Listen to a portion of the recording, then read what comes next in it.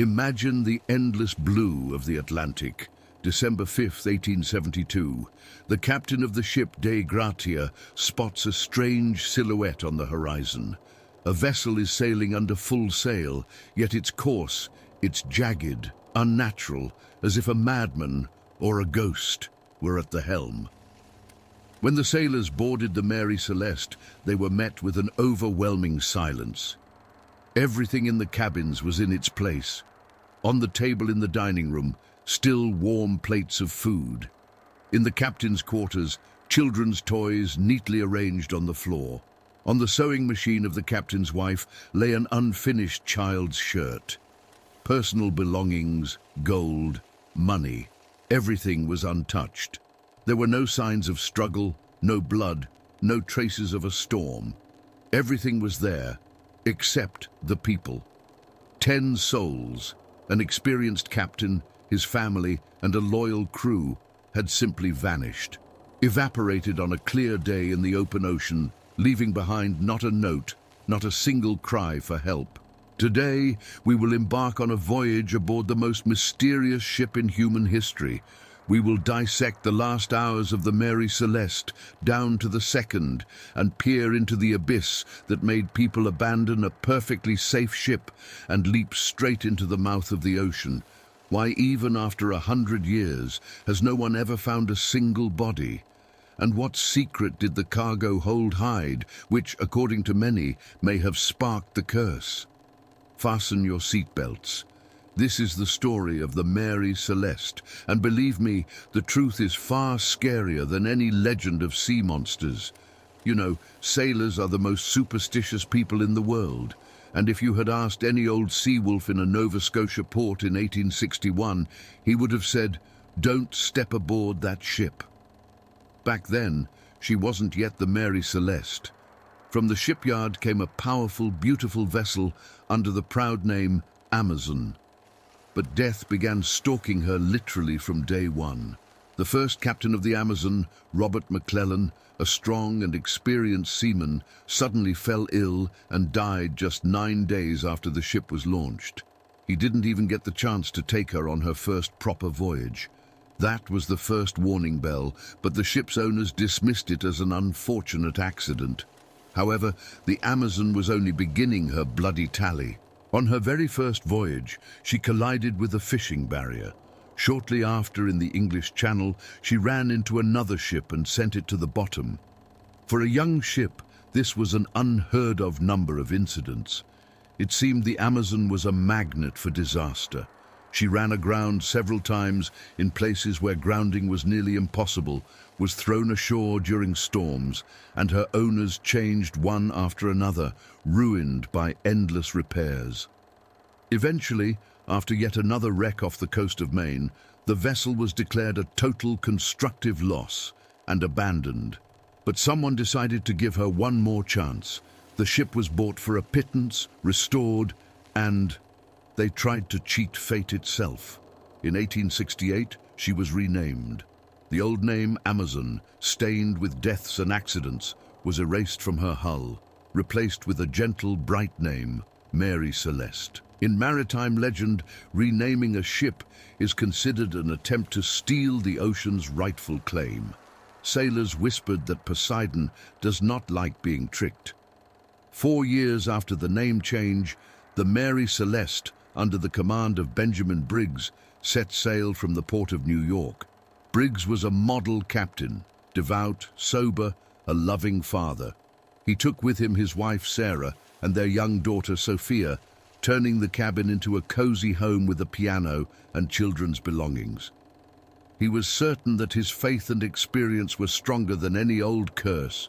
He did not know that the Mary Celeste was simply waiting for the right moment to finally claim what was owed to her. When the sailors from the Dei Gratia boarded the Mary Celeste, they expected to see anything: signs of a struggle, drunken chaos, or bodies felled by disease. But reality proved far more terrifying. They were met with absolute, vacuum-like silence.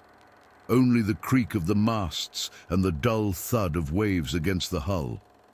They entered the dining room. Breakfast was still on the table. Someone had just peeled an egg, its shell lying on the plate.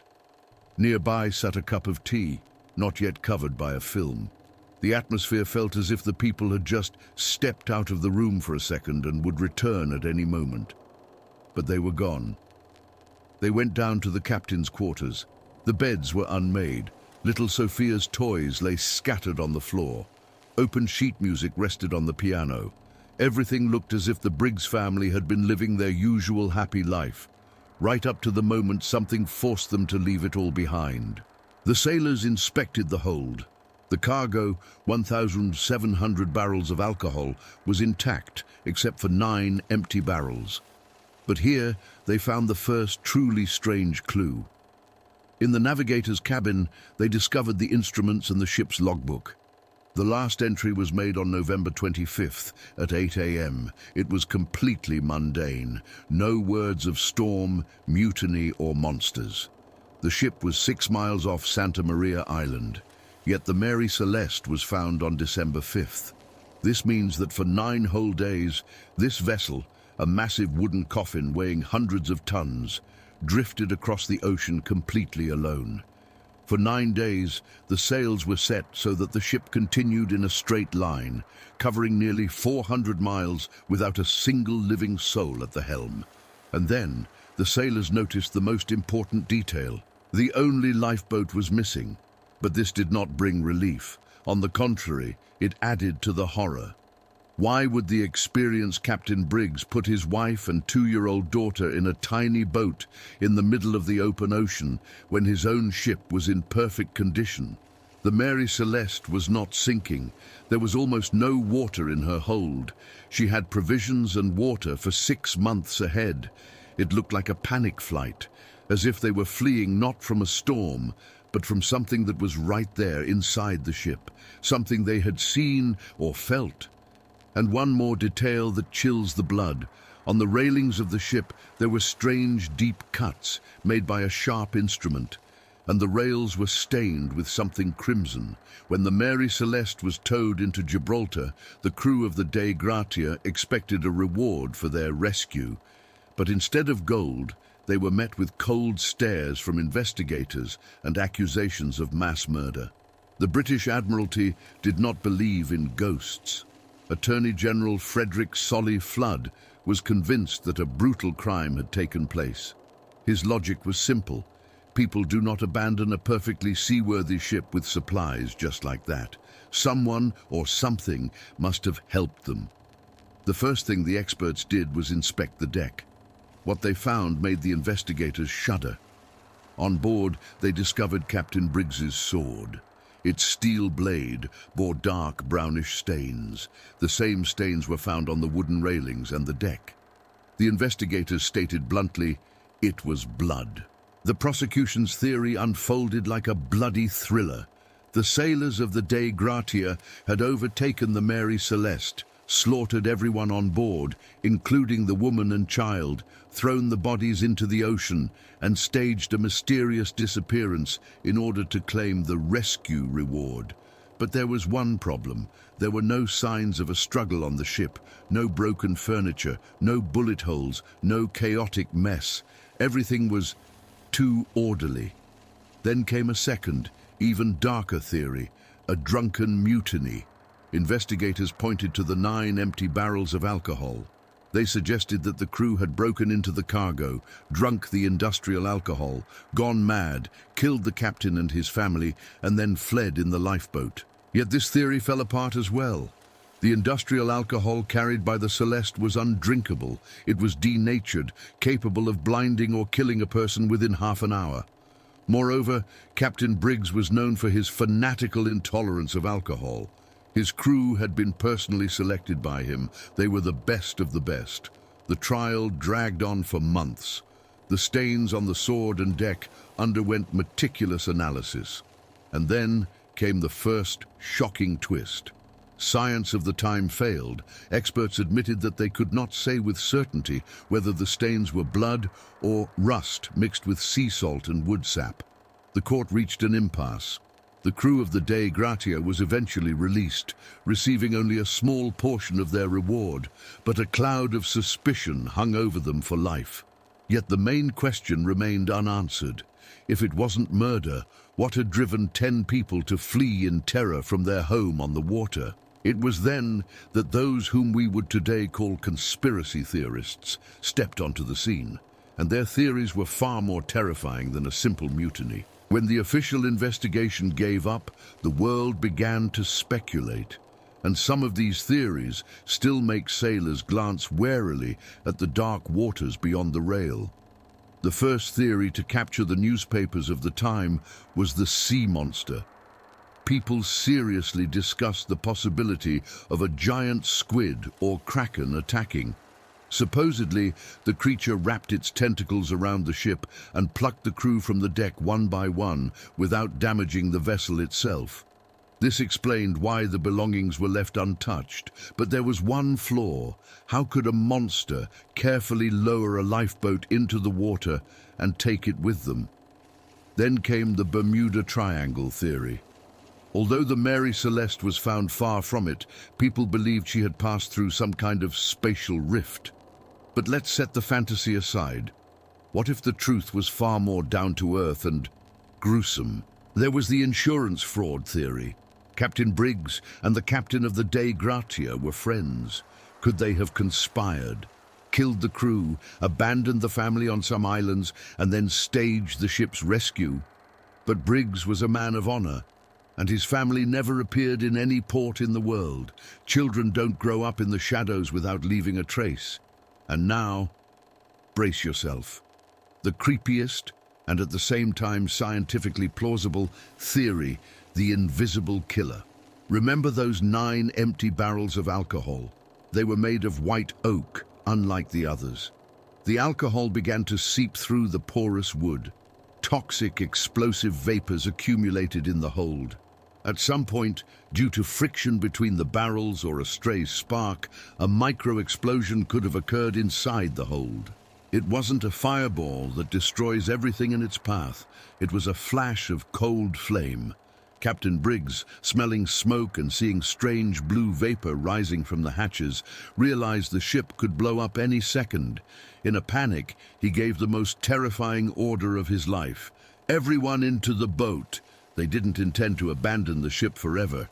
They wanted to move a safe distance away, tying the lifeboat to the Mary Celeste with a rope, wait out the possible explosion, and return.